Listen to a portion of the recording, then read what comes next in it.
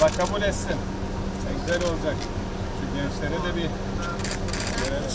Arkadaşlar. Nerede arkadaşlar? Maşallah. Arkadaşları. Hayırlı olsun. Selamun aleyküm.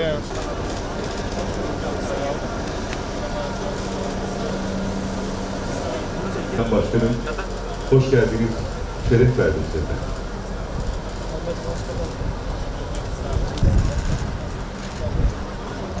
Bismillahirrahmanirrahim.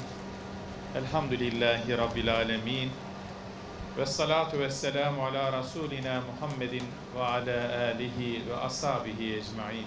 Değerli kardeşlerim, Efendimiz Aleyhisselatü Vesselam'ın bir hadisi şerifini birlikte hatırlayalım. Buyuruyor ki Efendimiz, insanlar öldükten sonra amel defterleri kapanır. Ama 3 kişinin amel defteri kapanmaz. Ölseler de kapanmazlar. Bunlardan birisi ilminden istifade edilen alimler. İnsanları doğru bilgilerle aydınlatmış, Kur'an ve sünnet çizgisinde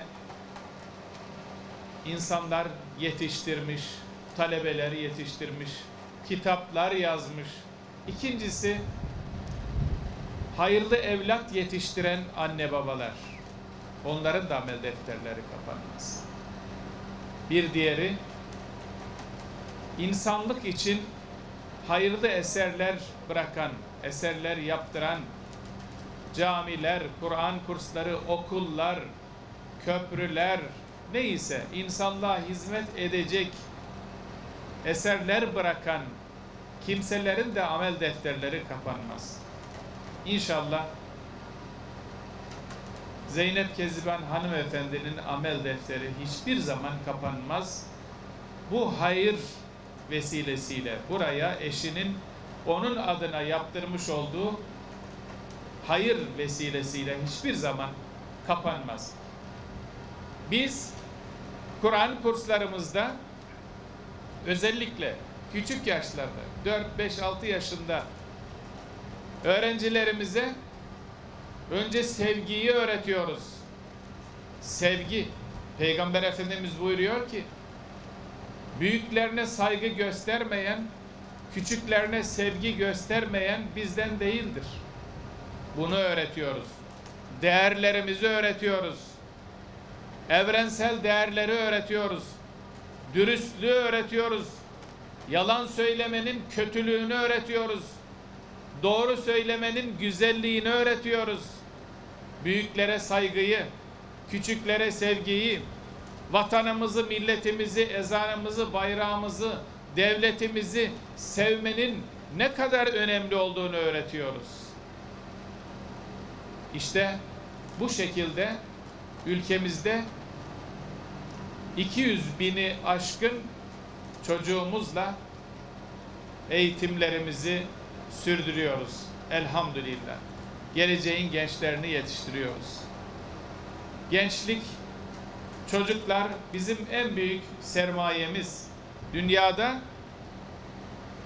nüfusu bizim öğrencimizin sayısı kadar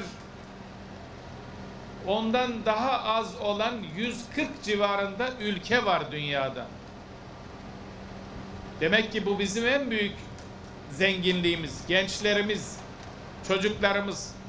Çocuklarımızı ne kadar ahlaklı yetiştirirsek bu toplum o kadar huzurlu olur. Çocuklarımızı peygamber ahlakı ile yetiştirmemiz lazım. Peygamberi ahlakla çocuklarımızı, gençlerimizi yetiştirmeye gayret ediyoruz. Öğretmenlerimizin derdi bu. Sadece Diyanet İşleri Başkanlığındaki Kur'an kursu öğreticilerimizden bahsetmiyorum.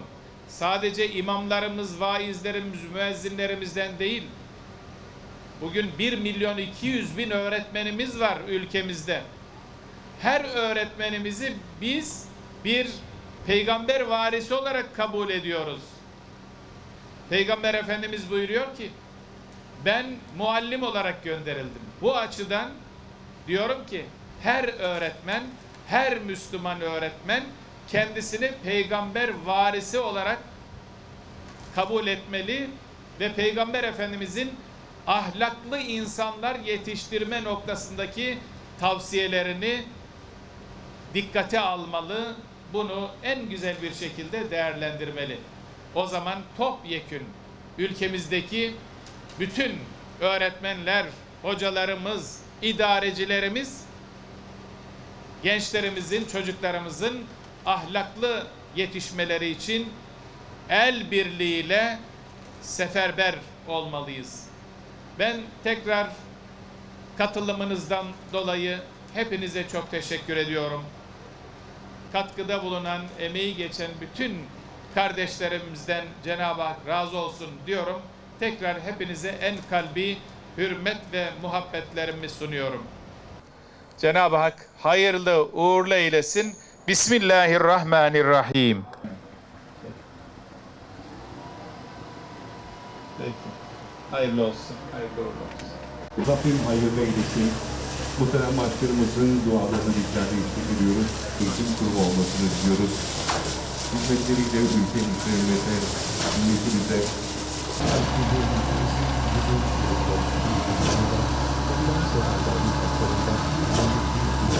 Buyurun Sayın